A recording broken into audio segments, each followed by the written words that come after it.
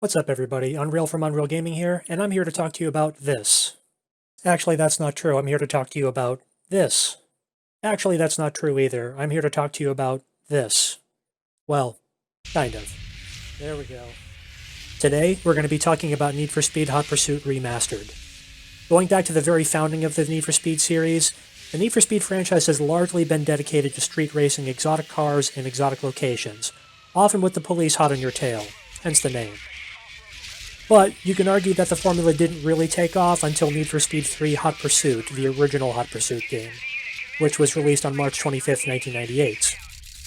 With a few more titles following shortly after, the Hot Pursuit title was brought back again on October 2nd of 2002 with a new engine and an even more arcadey gameplay style.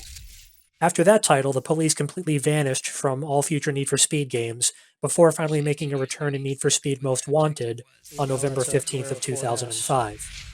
They once again vanished in 2007, only to return again in 2010, with the release of both Need for Speed World on July 27, 2010, and the first Need for Speed Hot Pursuit reboot on November 16, 2010, respectively. EA Seattle and EA Black Box had handled the bulk of the development duties up until the series reboot, which was the first major title handled by Criterion Games. And I have to say, Criterion knocked it out of the park with that release. Although it still had some of the same problems, such as the lackluster, borderline, non-existent storyline with a single-player campaign, the ridiculous vehicle handling, and the silly gadgetry, it was an exciting and addicting gameplay experience regardless of whether you were an established fan of the series or if you were a newcomer. And on November 6th of this year, EA and Criterion teamed up again to release a remastered version of the Need for Speed Hot Pursuit game, featuring updated graphics that allow for 4K resolution support, built-in DLC content that is said to add another 6 hours of gameplay time, according to EA, and cross-platform multiplayer support, with the autolog multiplayer progression system that was featured in previous NFS games during the 2010s. That all sounds good, but what are the real positive and negatives? Well, for starters, a few cars have actually been removed from the game, I'm sorry to say, and that's probably going to be due to a licensing issue. Either the car manufacturers not wanting to give a license for that car for any video games, or maybe it's EA who doesn't want to pay the asking price any longer. So that's real shame. I am happy to report that all of the songs featured on the original 2010 soundtrack are still here from what I've read, and that includes the frankly epic menu theme of Edge of the Earth by the band 30 Seconds to Mars. I highly suggest you check that out. I will say, however, that some songs used in the promotion of this game are not included as in-game music. Although the graphics have a slight touch-up, it's very clear that it's only very slight, borderline non-existent, in my opinion. The car models hold up very well to this day, and that's evident if you look at games like Grand Theft Auto, where a lot of the car models for people that mod the game are actually taken directly from the Need for Speed Hot Pursuit reboot, and that includes things like the Crown Victoria police car, the Porsches, the Ferraris, etc. However, when you're going around the map, some of the objects there are very clearly very 2D. And the map as a whole definitely could have had some work done to it. Unfortunately, Criterion announced ahead of release even that they would not be expanding the map whatsoever. The map looks dated. That's really all there is to it. That's just the fact of it. The story has not been remastered in any way. The storyline was pretty non-existent beforehand. And I really don't know what they thought they were doing when they first wrote it. What it essentially is the game boils down to the player going through two different storylines simultaneously in an alternating fashion. Or I suppose you have the ability to just play the racer or just play the pursuing police officer. Storylines just one at a time, mission after mission if you so desire. I personally switch back and forth. One of the story arcs follows a racer who for some reason is given access to all kinds of various hypercars like the Pagani Zonda Scenic, with the freedom to completely trash the car, lead the police on chases, get in trouble with the law, etc., and equip it with all sorts of ridiculous weaponry like self-deploying spike strips, reinflatable tires, EMP pulse stuns to temporarily shut down other cars, etc. The other story arc follows a police officer who's given access to a complete treasure trove of all kinds of various super and hypercars and similar equipment to take down the racers, regardless of public safety. I will say the gameplay is just as fun as it was before. And the idea of including cross-platform play with other consoles out there is definitely a good idea. Not only because it gives players the opportunity to occupy themselves until the next Need for Speed game, the real sequel, comes out, but it also is going to help Criterion and EA Games to take a look at the data from the multiplayer mode here, see what needs to be fixed, what needs to be improved, what's good the way it is, and hopefully they can use that data in the development of the next game to make it that much better when it finally comes out, whenever that is. I assume at some point in May 2021, but time will tell. I agree. But is this re-release that the players were given here a better idea to keep the player base happy instead of giving either a major DLC update for Need for Speed Heat or a sequel to Need for Speed Heat? Because keep in mind, that game had a lot of hype going behind it in the year 2019 when it came out. I bought it on release date, and I had a blast with it.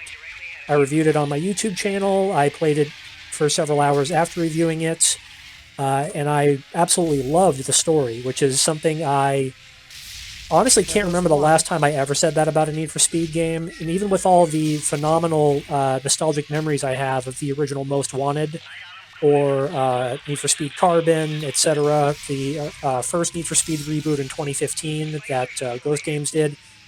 The storylines for all those games were total garbage. I'm sorry, and I'm sorry if I'm hurting the feelings of anybody from Ghost Games or EA, but I'm just going to tell it like it is. I'm not being paid to do any kind of review, positive or negative, so I'm just going to tell you my honest opinion. The story was awful for all of those games.